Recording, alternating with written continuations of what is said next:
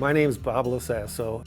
Our journey started about 8 years ago. I had a seizure and it ended up being a meningioma. Had surgery, came through that, had radiation, came through that. As time went on, we had to start looking at other places to go where we could just kind of do rehab without doing rehab. And my son came across a place called NextStep.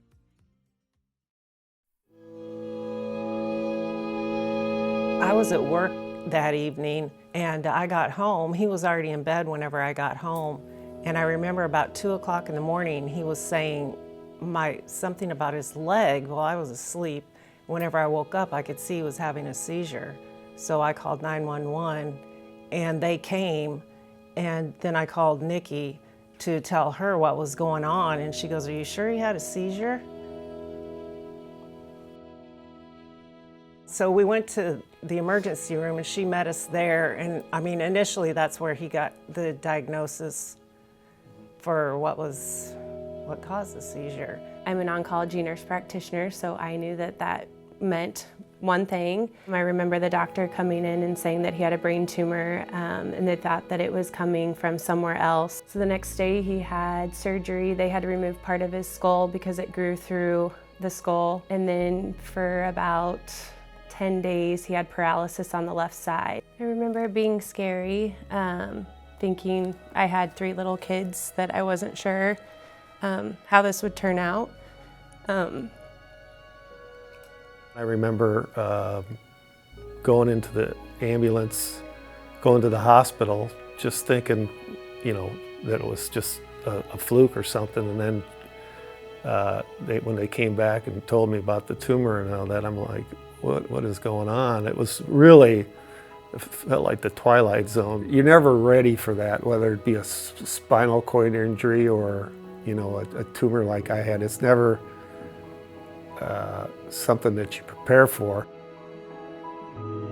I got to the point where I could move my fingers, but I was thinking, well, maybe that's just a spasm or something.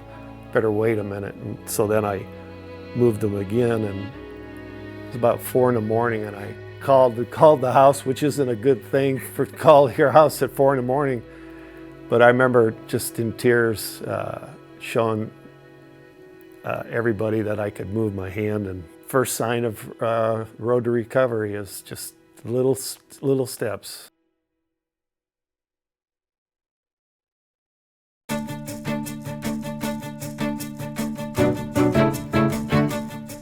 He qualified 1 year for a scholarship from money from the NextStep Gala, so he was able to go 3 times a week. So we were really fortunate for the money that was raised at the Gala that he was able to use that towards additional treatments. They treat you like you're one of them. They don't talk down to you. They laugh when you laugh. They cry when you cry. They just take it very personally, and they're very good at what they do, and I'm just so thankful for it. The mental aspect of it is got to be one of the biggest pieces that I think has been so huge for him and our family. So it's, whenever he's had a struggle or something has happened and it sets us back a little bit, I think mentally knowing that he's going to go to NextStep, that's his community, those are his people, they're going to get him back on track.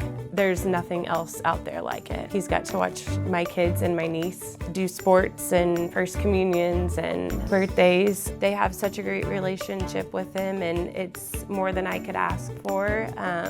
So I think we're thankful for the time that we've had. I'm surprised after 8 years that I'm still in the position that I am, as far as the ability to walk and do a lot of the things that I can do.